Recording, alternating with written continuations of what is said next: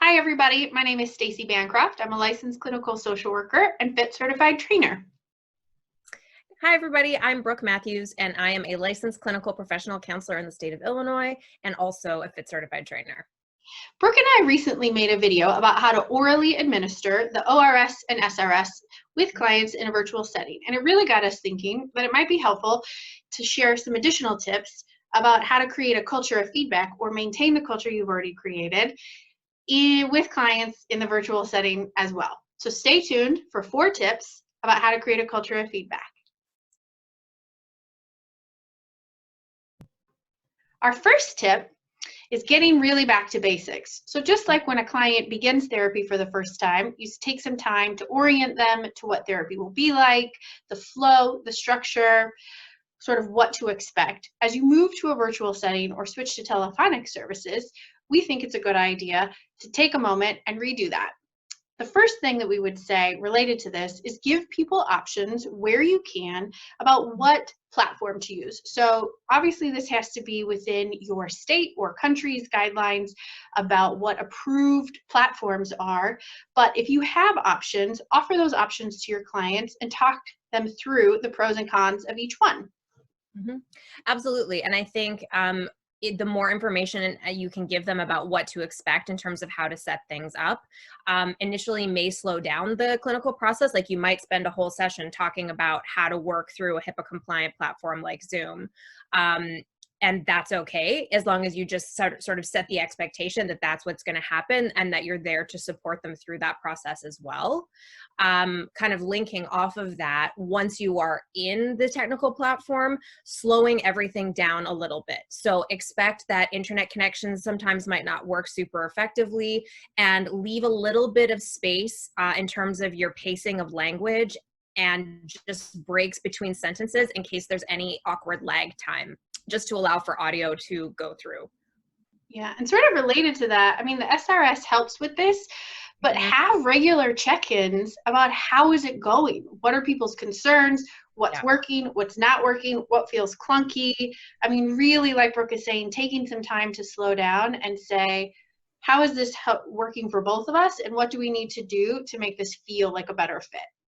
And one of the things that we talked about in the SRS video is actually just leaving a little bit of extra time to do that a little bit earlier in the process. And you may find that that only needs to happen in the first few sessions as you're transitioning to virtual. Most people who have kind of transitioned into this platform are able to roll with it when there aren't too many technical issues.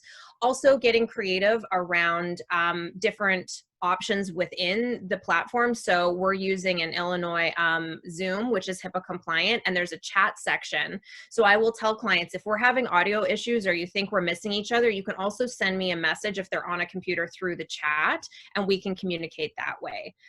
Also letting them know what to expect if there's issues technologically. So I let my clients know if our connection breaks, I'm going to stay put, you log out and log back in, because I'm the one hosting the meeting, so there'll be less disruption overall.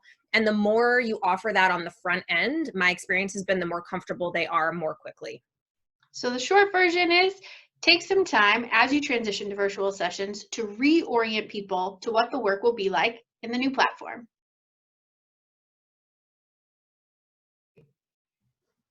Okay, so we're moving on to tip 2, and tip 2 is continue your already established culture of feedback. So for many of you who are already using FIT, creating the culture of feedback will have been something that you did at the beginning of counseling. And so really, you're going to just carry on that same skill set in a virtual setting. But the reality is, when we're not in the same room with people, it is a little bit different. And so trying to create the places where you can have some consistency and continuity is really important. So one option is to keep appointment times the same. So if someone's used to coming on Wednesday at 5 o'clock and that works for them, try to keep that appointment consistent if possible. That will also make the transition back to in-person a little more seamless as well.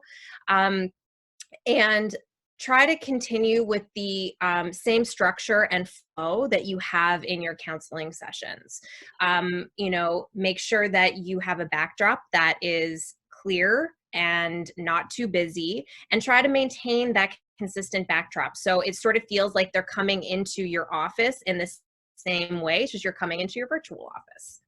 Yeah, and speaking of continuing flows, this really relates nicely to the interview that we did with Brooke the other week about how to orally administer the ORS and SRS. So we want to maintain that already established way of checking in and checking out with clients and monitoring care. So if you want some specific tips to help you think through how to do that, feel free to reference that other video. We're not going to get too much into it today, other than to say, keep on keeping on with what you're doing. Okay, moving on to tip number 3. We want you guys to really take the time to become virtually well-versed. So we have kind of sprinkled some of these ideas into the other tips, so I'll just reiterate. Really make sure that you know how to navigate your virtual platform and understand how you're being perceived in the background around you. So again, making sure that you've got sort of a consistent, clear space that isn't too distracting. And then also really checking with the people that you're working with. So asking clients maybe once or twice if they are alone, if they're in a safe space where they can be fully open. Because what you'll find is you'll see some nonverbals or signals that maybe there could be somebody else in the room, or I've had clinicians report that like when they're ending the session, they pan around and realize that their partner had been in the room the whole time. So really trying to help the client understand that it's important to try to keep things as similar as possible as your traditional therapy sessions would be in person. And just, some simple reminders for them to not have their phones in front of them and to mute their phones so that they can just be present with you, because there's a lot that can happen behind the screen that we don't see that could be distracting for them.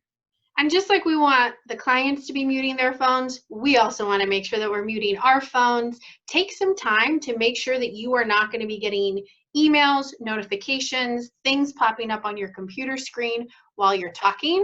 Check it, double check it, and also make sure that you check in with your people in your house, if there are other people or animals in your house, to create a private space so that you are not getting any interruptions either. Mm-hmm.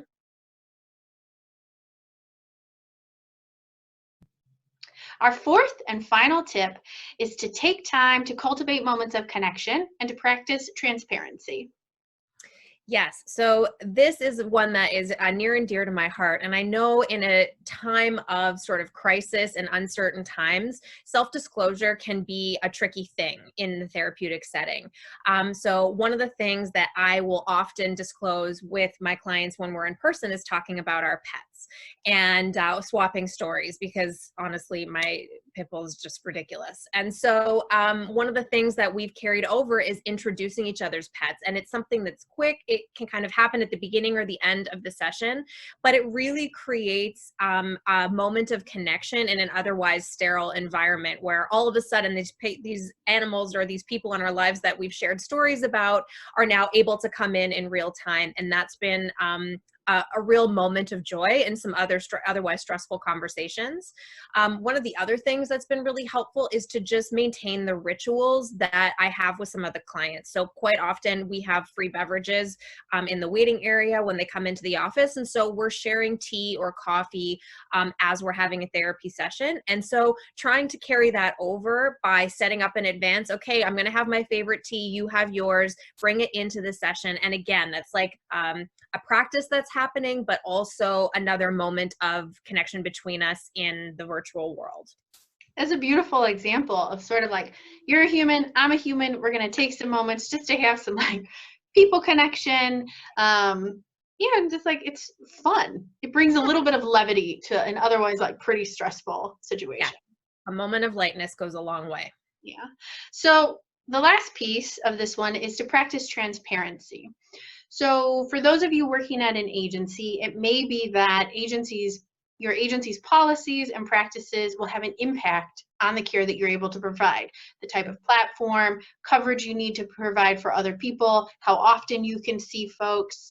So really over communicating with your clients about what they can expect, when changes might happen, why they might happen. It's really trying to create some predictability and transparency.